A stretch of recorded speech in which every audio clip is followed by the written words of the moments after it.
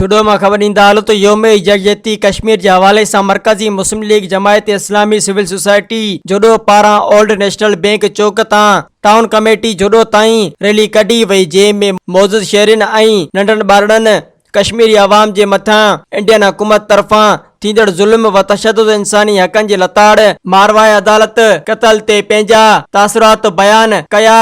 आलमे इस्लाम जे रहनुमाउनि ऐं अक़वाम मुतहदा खां मुतालबो कयो त कश्मीरी अवाम जी जदोजहद आज़ादी जी तहरीक जी हिमायत सां गॾु इन्हनि जी आज़ादी लाइ कदम खयां वञनि। इंडिया ऐं पाकिस्तान जे ग़रीब अवाम इन अहम बुनियादी मसइले जे करे ॿ वेला मानी बि नथी खाई सघे। इन ॿिन्ही मुल्कनि जे टैक्स जी आमदनी मां हासिल थींदड़ पैसनि जो वॾो हिसो हिक ॿिए जे ख़िलाफ़ हथियार ख़रीद करण ते ख़र्च थींदो आहे। मज़ीद ख़बरनि ऐं तफ़सीलात लाइ विज़िट कयो असांजी वेबसाइट www.awamiNewsHD.com ऐं ॾिसंदा रहो अवामी न्यूज़ HD।